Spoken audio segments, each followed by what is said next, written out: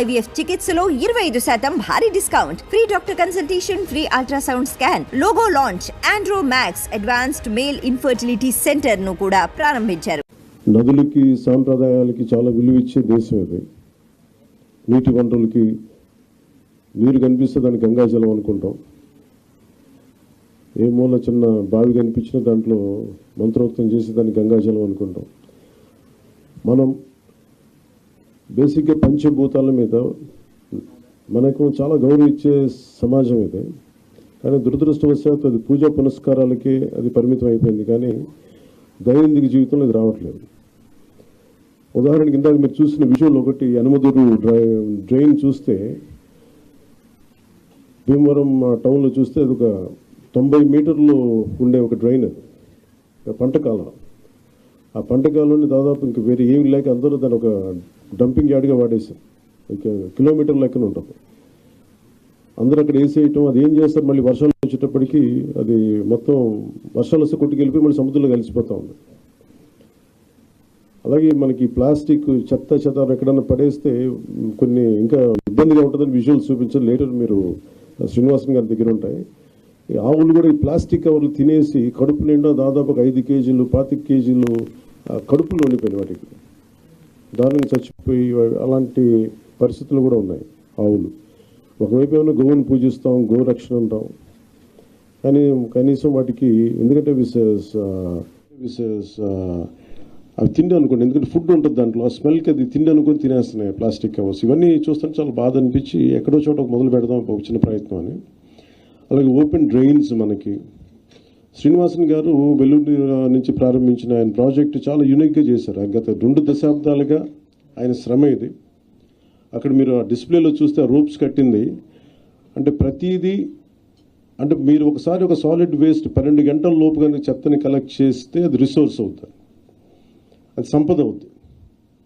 ఇక్కడ కొత్త ఉద్యోగాలు ప్రారంభించడానికి కానీ వీటన్నిటికీ కూడా మన పరిశ్రమలు వీటన్నిటికంటే కూడా సర్వీస్ ఓరియంటెడ్ ఎంత డబ్బు ఉంది, అది ఈ సాలిడ్ లిక్విడ్ రిసోర్స్ మేనేజ్మెంట్లో పడేసిన ప్రతి చెత్త పనికిరాంది అనుకున్న మన ఇంట్లోంచి పడేసింది అది ఇంకో చోట సంపాదన అవుతుంది. సో ఆ కాన్సెప్ట్లో ఆయన 12 గంటల లోపు కనుక చెత్తని కలెక్ట్ చేస్తే అదొక మనకు అసెట్ అయిపోద్ది, అది ఒక సంపద అయిపోద్ది. దాన్ని ఎలా చేయాలనేది ఆయన గత 2 దశాబ్దాలుగా ఆయన చాలా నలిగి ఈ కాన్సెప్ట్ పట్టుకొచ్చారు. ఇది గతంలో 2-3 సార్లు చేశారు, కానీ ఇక్కడ ప్రత్యేకించి ఆయన చూసిన తర్వాత ఇది నేను పిఆర్ తీసుకున్నప్పుడు శశిభూషణ్ గారు దీన్ని ఆయన పేరుని ప్రతిపాదించారు. సో ఆయనతో కూర్చొని మాట్లాడినప్పుడు నిజంగా చాలా బాగుంది. కానీ మనకున్న సమస్య ఏంటంటే కల్చరల్లీ చెత్త అనేది మన సంబంధం లేదు. మన వస్తువులు వాడతాం, పడేస్తాం తప్ప క్లీనింగ్ అనేది మటుకు అది మనకు సంబంధం లేదు, అది ఇంకొకళ్ళు వచ్చి చేస్తారనేది ఒక కల్చరల్ ఇష్యూ. ఇది ఈరోజు మేమందరం ప్రయత్నం ఏంటంటే ఒక ప్రయత్నం చేస్తున్నాం, ఎంతవరకు సఫలీకృతం అవుతాం ఇవన్నీ అనేది మేము ముందుగా దీన్ని పిఠాపురంలో ప్రారంభిద్దాం దీన్ని, ఎందుకంటే నా కంట్రోల్లో కంప్లీట్గా ఉంటుంది కాబట్టి ముందు ఆ ప్రయత్నం చేద్దాం. అక్కడ దాదాపు 54 పంచాయతీలు ఉన్నాయి, ఇక్కడ 2 మున్సిపాలిటీలు ఉన్నాయి, కొలప్రోలును పిఠాపురం. సో ఇక్కడ ప్రారంభిద్దాం ముందు. దాంతోపాటు ఇది 2 రకాలుగా ప్రతిపాదిస్తున్నాం. ఒకటి, ఇలాంటి సెల్ఫ్ హెల్ప్ గ్రూప్స్ ద్వారా ఒక 6 మంది ఉండి, ఇప్పుడు మీరు ఇందాక ఆయన చెప్పిన విధానంగా వాళ్ళ ద్వారా కలెక్ట్ చేయడం, ఎవ్రీ డేకి రోజుకి 2 సార్లు ఈ చెత్తని కలెక్ట్ చేయడం, ఆ మన ఎక్కడైతే సెపరేట్ చేస్తారో ఆ యూనిట్స్కి పట్టుకెళ్ళడం. ఇది ప్రజలు కూడా బాధ్యత తీసుకుంటేనే అవుతుంది. కేవలం మేము పడేయటమే మా బాధ్యత అంటే సెగ్రిగేషన్లోనే చాలా చాలా బాధ్యత తీసుకోవాలి. అది ఒక ప్రయత్నం చేస్తుంది. ఈ కల్చర్ మనం ఇంజెక్ట్ చేయకపోతే భవిష్యత్తుకి ఇది మనందరికీ మనకి చాలా ఇబ్బందిగా పరిస్థితులు వస్తాయి. ముఖ్యంగా మీరు ఎక్కడ చూసినా సరే any water body, any canal కనిపిస్తే మొత్తం డంపింగ్ యార్డ్లా అయిపోయింది. ఒక చిన్న పంట కాలువలు, స్వచ్ఛంగా పారాల్సిన పంట కాలువల్లో ఈ చెత్త చెదారం వేసేసేటప్పటికి ఇది నాకు అన్ని చోట్ల కనిపిస్తూ ఉంది. దీన్ని పిఠాపురంలో నాకు దాన్ని తీసుకెళ్ళాలి, పైలట్ ప్రాజెక్ట్గా చేద్దాం దీన్ని.